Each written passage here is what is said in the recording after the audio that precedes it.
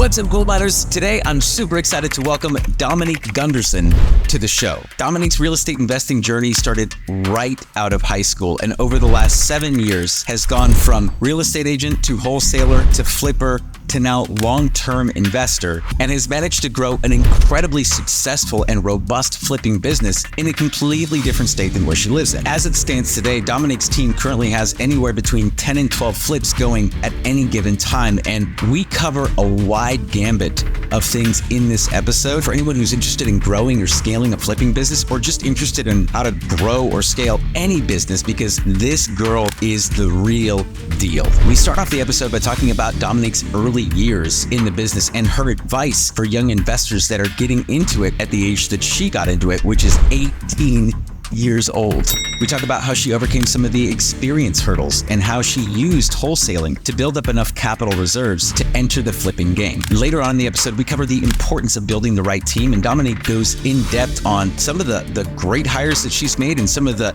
not so great hires that she's made and how she's been able to overcome that. And then finally, we talk about the current and future market conditions and how Dominique has developed strategies to now not only grow and expand her current flipping business, but also add in long-term holds to the mix as well. Lots of great insights and so much wisdom from this 26-year-old. It's absolutely incredible how much she's been able to accomplish in such little time. So without further ado, everyone, let's welcome to the show, Dominique Gunderson.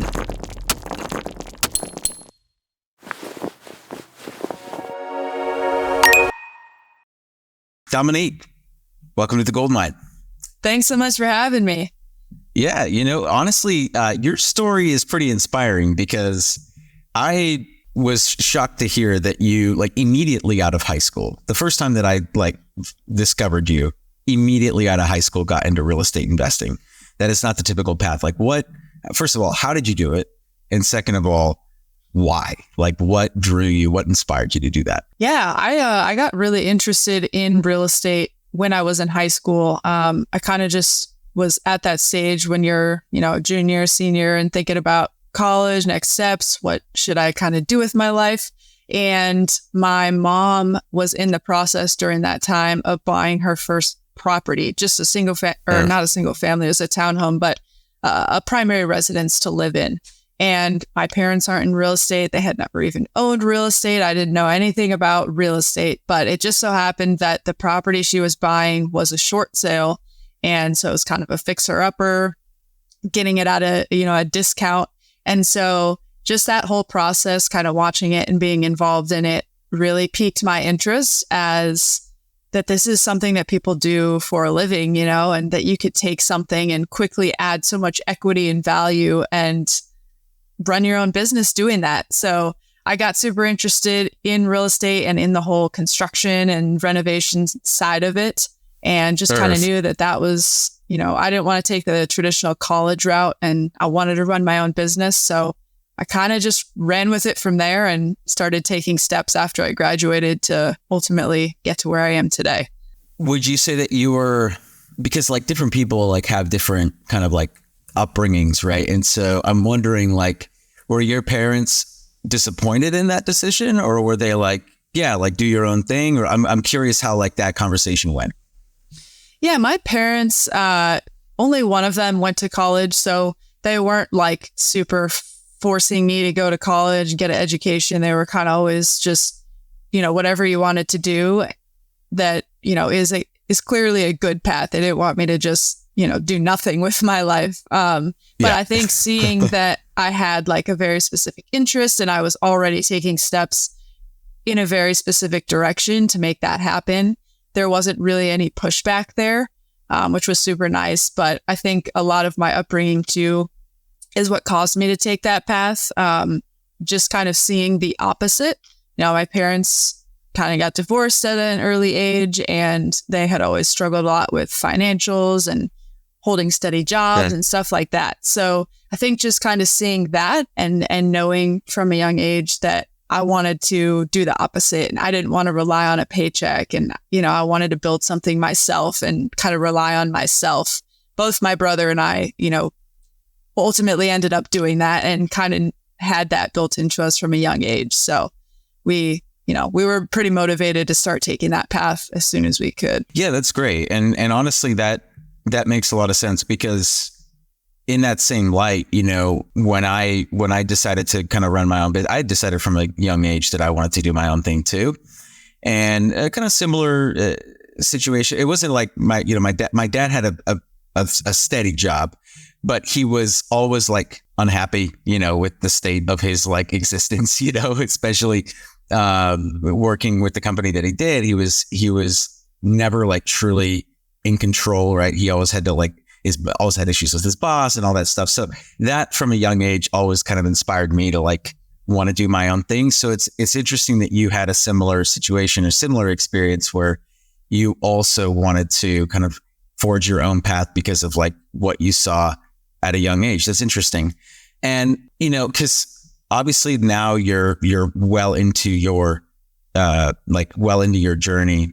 I'm wondering, what message would you give to someone who is dealing with maybe the opposite? So your parents sounds like they were super supportive. What if what about the kids that are like, hey, the parents are telling them like, you got to go to college, right? And you've got like, that's the only path to success. Like, obviously you didn't have to walk that walk necessarily, but like knowing what you know now, what kind of advice could you give to someone in that situation? I think if you're really stuck and, you don't almost have another choice, I would still try to learn as much as you can and get as much experience as you can on the side, even if you're going through college, and you're having to take certain classes and graduate with a certain degree.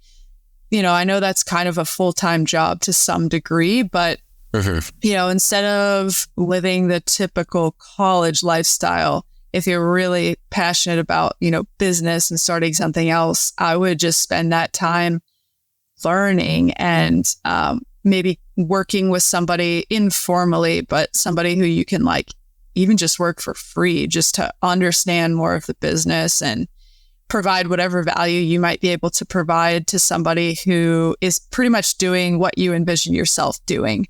And even though I wasn't going to college and I was working right out of high school in real estate, I definitely spent a lot of time doing some of those things, like working under other people in my first couple of years, just really learning the ins and outs of the industry. And I just think there's nothing like firsthand experience. So what was the first thing so like coming out of high school, like day after graduation, kind of like walk me through that, right? So like you graduate, and what's the first step that you took towards kind of like making that dream a reality? So the first, just under a year and a half, I'd say, out of high school, I started working at a real estate agent's office. So I grew up in the Los Angeles area. So I just reached out to a couple of the really big agents that do a lot of volume in the area before I graduated. And one of them was like, yeah, you can definitely come work with us. And I graduated a little early. I was 17. So my plan there was to study for my real estate license and then get the license once I turned 18, already be working in an office where I could then become an agent in that office and put the license to work. So yeah. I literally just did that for a little while.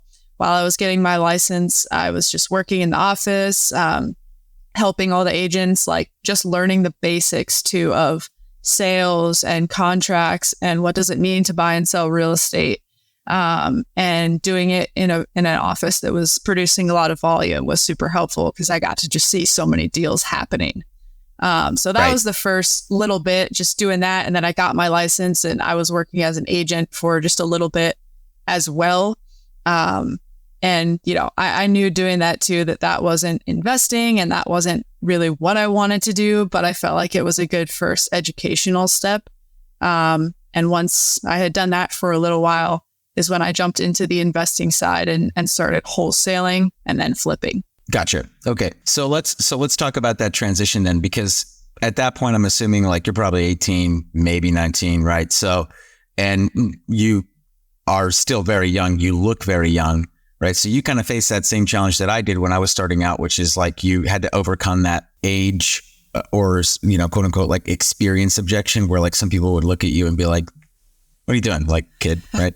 So how did you overcome that sort of like challenge? And I'm assuming that now your portfolio kind of speaks for itself, but you probably still run into that from time to time, right? So like how did you manage it at the beginning, and even now, like how do you manage it like today? Yeah, it was a huge challenge at the beginning for me, especially when I was working as an agent for that little time, because I was working in, the beach cities of like the Los Angeles area. So, I mean, the houses that you're working on are just multi-million dollars, and it's just like the top end of the market. And I'm 18 with no experience. So I actually think that was one of the things that really pushed me out of that quickly.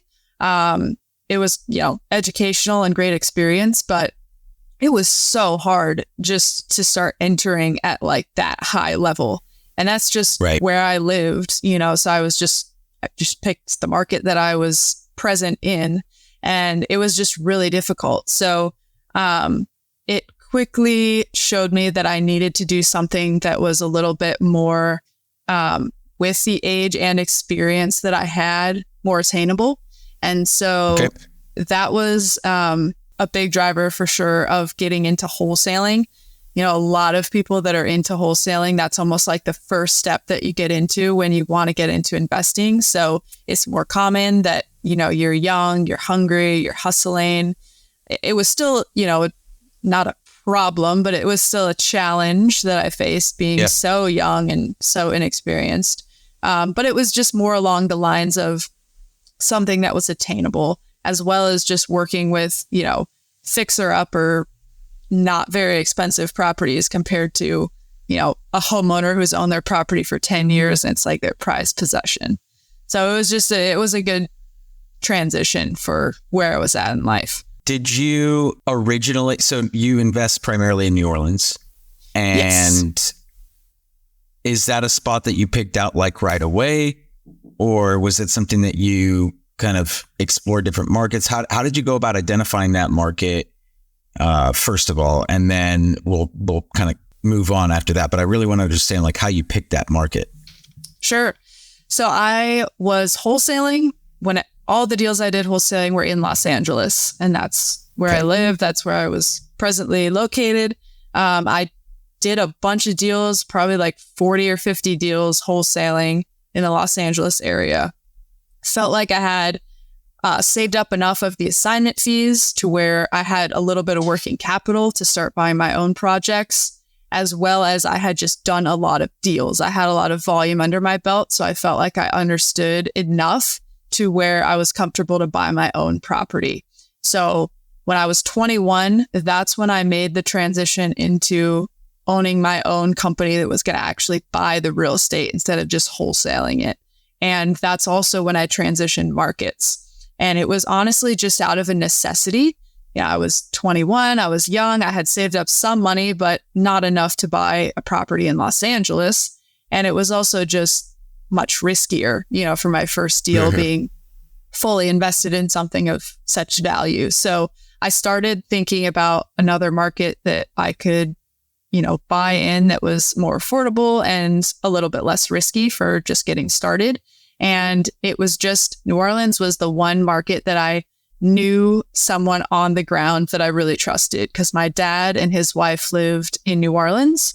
And so not that they're in real estate or have really any real estate connections there, but literally just picking a market where I could easily go visit, I could have familiarity with, just based on even them telling me what neighborhoods to stay away from and what spots of town, are affordable versus more expensive. So that really just helped start my search and start even just getting connected to other people on the ground.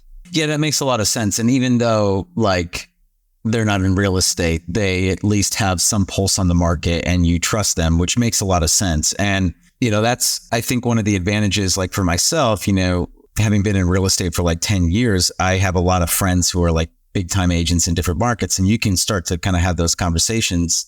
So you have to have some type of boots on the ground, pulse on the market. And I agree with you. So that's interesting that that's how you went about finding that market. Do you feel like you would have, like, let's say that you had enough or like, you've somehow figured out a way. I've had friends who started here, same situation. They found an investor and they kind of like coded it. Do you think if you did it all over, would you have been as successful in California?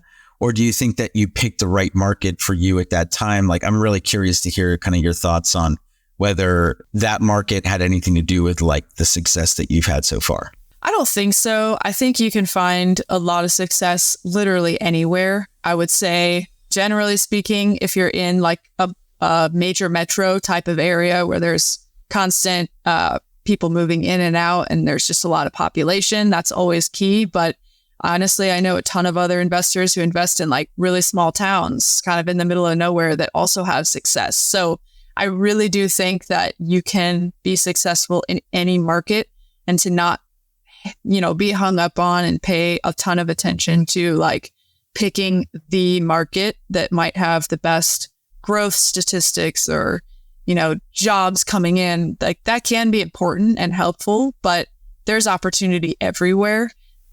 So I think Los Angeles would have been more difficult, not just because of the price point, but also because of the competitiveness.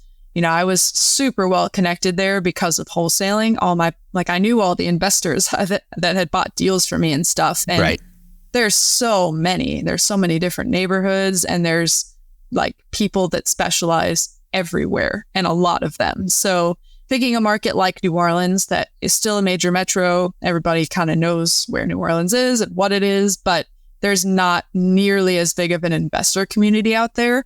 So I think that definitely helped me get started, just given that there was a lot more deals available and a lot less people buying them. Yeah, that makes a lot of sense. And I mean, the one thing I will say, yeah, it's more competitive like that. It's harder to enter, but then I feel like LA and I'm from the Bay Area. So like, I feel like LA, the Bay Area, it's harder to enter, but it's easier to exit.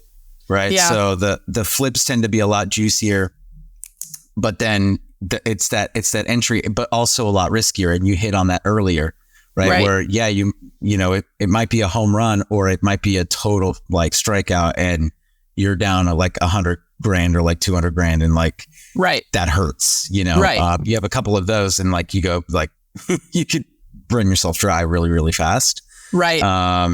So that's interesting. You started in LA. So you started doing these long distance flips from LA to New Orleans. Now you're obviously on the road, and I'm sure we'll talk about that in a second. But how was that? Obviously, like, you had family in New Orleans. So was like family helping you at all with like the management of it? Did you kind of keep at arm's length distance, like no family involved in the projects? How did that all come? Like, how did all of that work? Yeah. So the first couple deals that I did, it kind of was good timing, just out of chance. But my dad was actually transitioning out of his previous career and was kind of in the middle of not really having anything and, not having much going on. So he started getting pretty interested in what I was doing and kind of wants to be involved. So the first couple of deals, he and I partnered on, in the sense that I was like putting up the funds for the projects and kind of having general oversight and ownership of everything. But he was like the boots on the ground as far as checking in on stuff. He was actually doing some of the work, some of the more cosmetic stuff in the beginning. And it just got the ball rolling. He got a few projects, done. But it was pretty clear, like right away, that wasn't for sure not a long-term strategy. We weren't ever planning to be like long-term business partners, I don't think, in this. Like, he didn't want to grow and scale like I did. And I just had a vision to take this to a much different level. So it was just for the first couple to kind of get some numbers like on paper as far as how the assets were performing and what the market was doing. And once I had those deals and those, ROI percentages and everything, that was when I started like hiring and building out my own team, started raising capital, just everything needed to like really scale and actually start buying at volume. That's awesome. So obviously, when you're managing and growing a portfolio like you did, there are certain systems, certain processes that you have to put in place in order to kind of get to that level. So I'm wondering, of all of the different systems, of all of the different processes, which one do you think was the most important? Or if there's two or three, right? But like, what were the top couple of systems or processes that you put in place that allowed you to grow your portfolio in New Orleans from a distance? I don't know if this would necessarily be considered a system, but I think it's almost a replacement of one for me. One of the biggest things that I did to almost replace needing a lot of systems is hiring the right team. So that was one of the first things I started focusing on is I need a solid contractor or two. I need a solid real estate agent, title company, project manager, like all these pieces that need to be put in place so that I could delegate almost all tasks to certain individuals who would be responsible. So as far as like, you think about things like how do you manage like a construction schedule and keeping people on timeline and on budget and stuff like that. I'm sure there's probably some great systems and apps and softwares that you could implement to do that. But for me, what it's been a lot of is just finding the right people that are going to stay on timeline and are going to manage themselves and have a good, hold over their workers if they're a GC or on the real estate agent side, like they are on top of their paperwork and their tasks. So it's been a process. Like I have pulled people in and out of the team plenty over the years, but again, the more you work with like different people, you find out what you need and what you like and who fits that and who doesn't. And you can kind of weed it out to almost land on like your dream team. Yeah, I love that. And having the right team absolutely is essential to growing a business. I'm wondering, you have two hurdles there, right? Number one, you're geographically speaking, just completely removed from them. So there's bit of like, having that proximity to someone, I think is really important. Obviously, we live in the Zoom age now and people are doing hybrid or like fully remote kind of working situations. So I don't know how you adapted or adjusted your like strategy to be able to manage people from, 2,000 miles away, because you said self-manage. Yeah, but there's still a degree of oversight that needs to be, done. And so I'm wondering what challenges or hurdles you kind of faced in growing and scaling the team from a distance. Yeah, so I think it's super important to note that although I'm at a distance, I'm definitely not removed from the area. Like I make a point to go there pretty much every other month and be super present. And like, I think it does take time to kind of build that in people and to make sure that they know that you're serious and, they're not going to get another job if they don't do it this way. That takes some time, but there's a good rhythm and routine once you start doing that. Like I've never had a project that I haven't walked multiple times, like through different stages of the reno. Once it's done, the resale part, like I'm very present and I do make a very big effort every time. Like that's pretty much what I do when I go into town is I make time for people, the people that are important to the business, the people that are important for me to do future business with and to make those in-person connections. So like the contractors, like they know, like if I come into town and things aren't a certain way, like you're not going to get paid and you're going to have to redo it. So might as well do it right the first time, and especially once you're doing multiple projects over and over again, a house flipping is pretty like similar for each house. There's like different things, but it's one checklist process that you do over and over again. So it also gets easier as you do more with the same people. Now, did I hear you correctly? I don't know if I misheard you, but you have contractors, you have the whole like renovation team. Is a part of that team like a project manager or is that okay. So you have a full-time or like assuming like a full-time project manager that kind of like manages all of the different projects for you? Yeah, so my project manager, essentially what his role is pretty much a task person. Any sort of task that comes up on the ground that needs a person to go do, and I can't do it because I'm not there. It could be anything from delivering materials, sending me updates on the jobs, like the progress that's been made, turning on utilities, putting up lock boxes, like anyone who needs to be met and let into the property, like anything like that. Not necessarily high level oversight management, like that he knows the details of construction and how everything should be, and he's going to call out a mistake that's being made.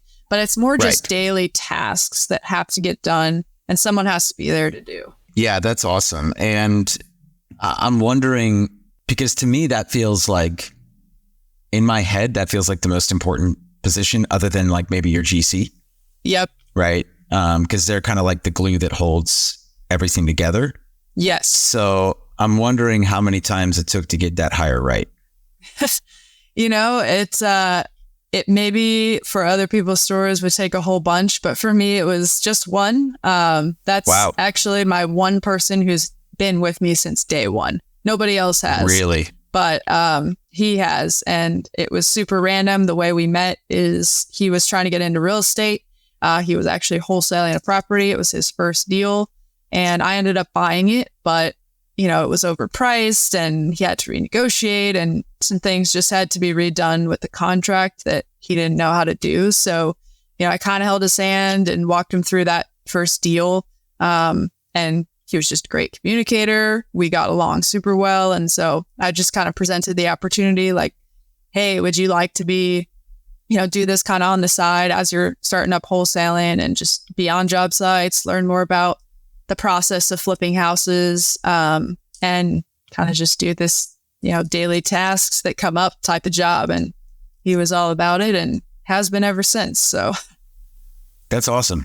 Yeah, that's great. So, wow, that's a very like happen chance meeting. Yes. But that's awesome that it worked out for you. And, cause I could see that hire being incredibly difficult, especially in a market that you haven't rubbed a lot of elbows within, right? So like in a market like LA, you have a lot of context, a lot of people. I could see that being like potentially easier, but in a market that you just got into, to have that kind of success that quickly that's awesome. So now you said that's the only person that's been with you the whole time.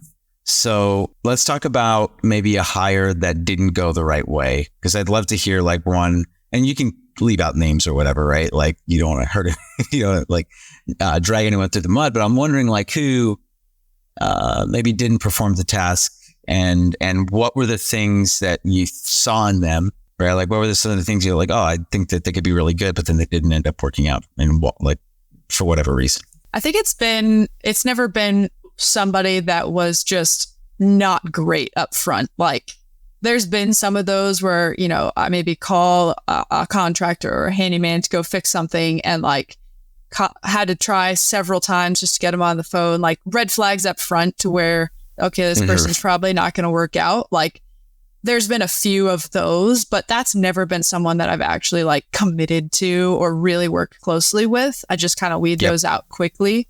So the ones that I've faded out from like over time, it's never been just one thing up front, like that just went so wrong or so poorly. It's more so just been that, you do deals and projects with people and you kind of learn as you go, and then you meet more people and you do projects with them, and there's like comparing and contrasting between the two and just figuring out what could be actually better out there. So that's a big lesson that I've learned, is like to never be just set on your team and set on your people and like doors are closed and that you're never hiring.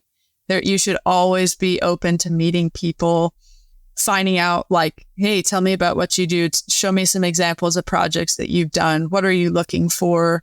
Like I have like a backup list now all the time, and I'm always keeping an ongoing list of all positions. Like if somebody, because you just never know if somebody gets another gig that's better and they back out on you, or they just kind of stop performing super well and you got to move on and find somebody else. So it's just been a lot of that, like, finding areas where, hey, I think we could really improve, and maybe the better option isn't necessarily to try to force improvement with this particular person. Let's try somebody else, and hey, it went way better over here. So let's just start trading more jobs over here to this other person, and just slowly fading people in and out. Yeah, that's interesting. And I mean, I think part of the beauty, right, of the team that you've built, right, is that for the most part, maybe outside of the project manager or maybe even the project manager, but I'm assuming that most of these guys are just like contractors, right? So there's no like any sort of like employee-employer relationship with the majority of these individuals. So you have the ability to kind of like, place them in one project, and then you can test someone else on another project, and then test someone else on another project. And exactly. that is the beautiful thing about like that sort of situation where you can always be trialing. So what I'm hearing is that basically like no matter how good someone's doing, like you're always going to like want to test someone else just to see how they're doing.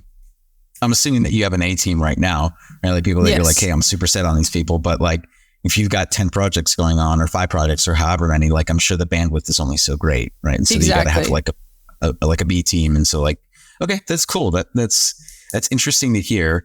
And I'm curious. So now that we've kind of gone over that, I'm really like curious about, we've talked about a lot of the successes that you've had so far, but no journey is without its failures. So what's one failure? What's one, failure, quote unquote, that you had to overcome? And what were the lessons that you learned from that? Probably the biggest struggle or challenge so far was the market last year for me. I started investing in New Orleans in 2019, and all the way through mid 2023, the market was awesome, like just skyrocketing. And we were dealing with multiple offers on all the resales, and I was building a name for myself and doing a lot of volume. So people knew me, and it wasn't that difficult to buy either. I was getting sent good deals and just working wholesale and agent relationships. So like things were really good. And in starting like mid 2023 on, it's starting to get a little bit better, but I'd say even up until now, the market's just been hard. And I run, usually 10 to 12 flips at a time. And so when the market just stops all of a sudden and you're starting to list things for sale and they're not selling and your inventory is just building up, but you're also trying to not like just shut off the funnel and stop buying, because then you're not going to have inventory 6 months down the line. It's just tough. You got holding costs that are just racking up, and you've got to pay back private lenders and just all the things. So that was definitely the biggest struggle, I'd say, was probably like the last 6 months of the market, 6 to 9 months. And the biggest like lesson I took away from it, or, piece of advice, I guess, would be to always have capital reserves for stuff like that. Like, don't overextend yourself. The market will not always be good. And I think that was one of the things that really saved me. I had some solid flips from the first half of the year that made some solid profits. And so, not just absolutely like overstaying myself and reinvesting every penny of that really helped me just be able to take some of those properties that weren't selling and turn them into rentals and be able to reinvest that capital back into those assets and even have the option to hold on to them, and still be able to pay back the private lenders and everything. So, I can only imagine if I had like nothing in the bank, or $10,000 or whatever, and like 6 properties that I had to do something with that weren't selling, what I would have done. So that was, luckily a good advantage that I had last year, even though it was a really challenging year. That's interesting. So now when you are analyzing or underwriting your flips, are you always underwriting or analyzing them to see if like BRRRR or like long-term hold is even like a backup option for you? Because I'm assuming like you had that like in like that ace in your pocket sort of thing, or is that something that you just kind of figured out after you spent a couple months on the market and there were no bites? Yeah. The price point that I work in a lot in New Orleans is kind of that entry level price point where you could easily slap a mortgage on it and still rent it out for probably more than that mortgage. It's more so just a matter of the cash out part, how much of your cash are you going to get back out? And so usually like if it works as a flip, you may not get all of your cash out, but you still have some equity there that would have been your profit for the flip. So if you had to hold it, like you might have to put some money back in to cover whatever cash out they're not going to give you. But that was kind of the situation last year for me with those projects. Like they all worked cash flow wise. They all worked as far as putting a mortgage on it, putting a renter in it, and at least, but all of them more than at least covered the mortgage. So the cash that I had reserves for was more so just, hey, they're only going to give me 75% cash out and we're all into the deal for 85%, so I got to cover that extra 10% gap and put in $10,000 or $20,000 or whatever it was to keep the property. Gotcha. Okay. So there were some capital infusions that had to happen. So basically like there were the cost of the renovation, and you were all in on that, plus the upfront equity, and then you had to do additional equity infusions just to get the bank to put a mortgage on it. Yeah, I mean that's tough. And if you have like one of those, then like but if you have like 6 of those, right? So it sounds like this happened to a few of them, and you're like, hey, that makes a lot of sense. And I think a lot of people learned a lot of lessons though last year, Dominique. I mean, last year was tough for like pretty much everyone. No one like crushed it last year, right? So at least not very many people. So but it's cool to know that you were able to kind of overcome those hurdles and overcome those challenges because you didn't overextend yourself. And I think that that's an important kind of takeaway for anyone who's listening to this that is looking to do something similar to what you're currently doing. Any plans to expand outside of New Orleans? Like, have you kind of picked that market and you're like, hey, this is where I'm going to be forever? Like, I'm curious kind of like what you envision for your future. I really like the market there. There's such a great investor community as well. I kind of mentioned earlier, like it isn't one of those hot button markets that everybody's talking about investing in. Right. So it's a smaller community. But I actually love that because I know so many people there. And it's easy to get involved. It's easy to kind of get your name out there. And, the big players are kind of know each other, all know each other and know the bigger wholesalers and agents and stuff like that. So I really like that about the market. I'm very bullish on it as far as flips. Have no plan to leave or expand really flips anywhere else just because I have such a great team and the deal flow is good. But as far as the long-term rental side goes, I am pretty bullish as well on buying single family long-term rentals there. And I am doing that and trying to build that portfolio more actively. But as far as buying like what you would consider probably like more stable long-term assets like apartment buildings or small multifamilies even, I'm not super bullish on that in that area. It's just the areas where there are a lot of large multifamily and apartment buildings aren't the greatest areas. And then you're also dealing with like small units. So not great area and only like a 1-bedroom apartment. You're just not getting a great rent and you're not getting a very high quality tenant. So those aren't really the type of assets I want to hold and manage long term. So I don't have a specific other market picked out where I'm, looking for those types of buildings. But I think if, in 10 years or whatever, sold a bunch of singles rentals that we had and try to put it all into one building somewhere else, it probably wouldn't be in New Orleans. Listen, that makes a lot of sense. And I'm curious because you touched on this earlier, right? And I want to flip gears a little bit. Some of the listeners, especially the younger ones, or maybe the people that don't have like a ton of cash right now, or are listening to this and they're like, hey, this sounds great, but like I don't have a lot of money or whatever to get started. So presumably you've run into issues at some point with, having capital, and you talked about raising capital as part of your strategy now. So what strategies and how have you kind of like gone about raising capital for the projects that you have in New Orleans? So I pretty much entirely use private money, just with individuals who have another job, are a successful lawyer, or doctor, or whatever they might be, and they just have money that they're looking to invest in something safe and passive. So my private lenders aren't partners. They're not equity partners. It's just a straight up debt raise where I raise all the funds needed for the purchase and the reno of the project.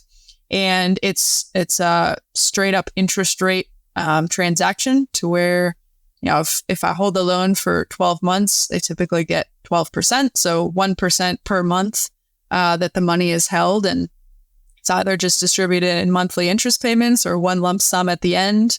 And then those lenders have obviously like the pool of them has grown over time as I've done more projects and just gotten referrals and people who also want to keep rolling their money over and reinvesting. But to be honest, most of them have come from some form of like social media or hearing me on podcast interviews or something that triggers them to reach out to me. So I don't, it's not like I had this like circle of high net worth individuals around me that I started pitching this to. It's grown slowly over time, but that's how it's grown. It's just like me talking about what I do, being pretty open on social media about like the wins and losses, and doing a lot of like podcast interviews and stuff, and people just reaching out and asking how they can get involved, how they can invest, how they can put their funds to work. So I'm curious how like that first conversation came about though. Like there had to be a first one, right? So was that more of a reach out to you, or did you do, okay, interesting. Yep. Interesting. Yeah, the very first one, which was an awesome first one to land on, was a guy who owned a lot of multifamily properties in the Los Angeles area. And so we had connected on some of his properties, and he was looking to ultimately diversify out of California and just get involved in stuff in other markets that have less red tape, I guess, and you could see results quicker. And so that really intrigued him about what I was doing in Louisiana, and just that it was a passive opportunity. So the reason he was a great first investor is because he had a lot to invest. And once we did like one or two deals together, he was really all in on the area and on what we were doing together. And he just wanted to keep funding more and more deals. But the reason he wasn't a great first investor is because he was an equity investor. So sometimes that's what it takes to get started. You got to give up more in order to build that track record. But it was a great opportunity for me because even though he was taking equity out of the profits of the flip, I got to do a ton of deals and not really even have to think about where the capital was going to come from. And that just allowed me to build a really solid track record. Like we were already running probably 5 or 6 projects at a time that he was funding. And, you start getting to a scale like that and people kind of start to recognize what you're doing. And so that was a great transition for me to be like, all right, I think I have enough kind of proof and evidence and of what I'm doing and that it is successful that I can go out and start to raise just debt equity and kind of scale this guy out of the projects and just get into solely debt. Yeah. And just as a comment on that, because when you're getting started, equity investors, they take more of the pie, but there's less, kind of risk with that too. Yep. on your end, right? So having equity partners at the beginning is definitely a great way to start. I know a lot of investors who have started and still, to this day, have equity partners. I think that, kind of mitigating that risk. But it sounds like you've gotten to the point where your projects are so systematic. They're so your process is so dialed in that when you buy something, it's like, it's going to the finish line. Right. So at that point, you're very confident, and that makes a lot of sense. And even with the BRRRRs, I'm assuming that when you refied with those, you're cashing out the people that are in debt positions there. You're cashing out your investors at that point too. Correct. Yep. Yeah. Okay. Makes sense. That's super interesting, Dominique. It's really, really interesting the way that you've structured it. And that's great that you've been able to build this track record over time, because you've essentially grown it so organically, and you made a lot of right moves, which is awesome for someone your age. What are you, 25 now? You said 25? 26. 26. Yes. I know you're not supposed to ask girls their age. Yeah. That's all good. But it's all right. Hey, that's awesome. You've done really, really well. It's really impressive to hear all the things that you've done. Obviously, we're running up close to time, and I want to be respectful here of your time, but I'm curious, a couple last questions that I have for you. Obviously, we touched on kind of where the market was at for the last year and a half or so. I'm curious what you see or what you foresee with the state of the market over the next year or two, and how your approach might be changing. It sounds like you're gearing up to do a little bit more BRRRR and or long-term holds. If I heard correctly, that was one of the things. But I'm curious if there's anything else that you're doing strategy-wise to kind of prepare for any sort of upcoming changes or continued kind of market conditions, or if these market conditions, you think that they're going to continue? Yeah, I think it's, obviously market dependent, but I can speak to New Orleans in the sense that it was honestly just transactionally pretty dead up until about March. So this spring, it wasn't even necessarily a problem of that people weren't looking or interested, but it was really hard to get people to the closing table. Something would cause the contract to fall through. So now we are starting to see a bit of a shift to where some of those properties that even I had kind of just sitting on the market from, December, January, where things were really slow, all of a sudden the spring hit and all of them had multiple offers again. People were coming out of the woodworks and starting to buy again. And so just that little bit of pressure helps a lot with getting people to the closing table, because they know there's competition and they know they're going to, lose the property and probably not have a ton of other options. Whereas before there was so little pressure, the buyers were everything, the sellers needed them because there were so few. And so if they found one little thing that they didn't like, they could just back out and go pick something else, maybe something better, so just seeing that shifting a little bit back more to a better balance between buyers and sellers, to where there is more buyer activity. But I have trained strategy a little bit, probably in the last, not just this year, but the last year overall. I've started not flipping so much in that entry level price point. I started just buying those with the intention to BRRRR and rent them long term.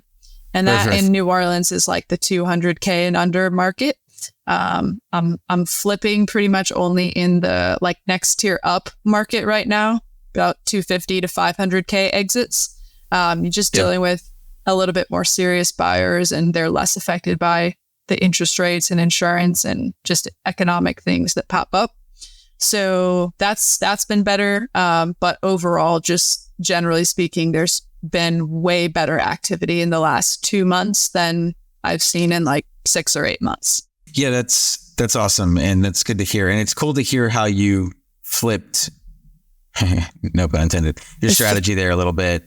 And now you're kind of shifting your market up, your price point up. So now you've got what you were originally doing on the flips, right? Like the price points that you were originally flipping in, you've now converted that to BRRRR strategy and now moved your price point up on the flips, which is an interesting strategy. And I think it makes a lot of sense, right? Because now you're building the capital reserves to kind of start BRRRRing in the next price point, right? And so Sure. you're kind of like growing it that way, which is, it's a smart way to do it. Well, Dominique, this has been awesome. I'm super glad that we stopped by, like lots of great nuggets here, but in typical Goldmine fashion, I want you to leave the audience with one final gold nugget. I touched on it a little bit earlier, but I'll say it more prominently. I think the biggest thing to know if you're going to start and go into this business is it is a people business, not a property business. Like I said, when I go to the ground in New Orleans and spend some time, like I really don't need to be on site on the properties. Like it's cool. I like to see my projects and what we're working on, but me being there really doesn't help anything or change anything. The property gets renovated, it gets listed for sale, it goes through escrow, whether I'm there or not. That's kind of the point of doing this long distance. But it only does that because it's a people business, and you've got to focus on building those relationships with the right people who are going to be put in place so that you can delegate and step away. And so like that is all I focus on anymore. When I go to the ground, it's like, who can I meet with? How much can I fill my schedule with?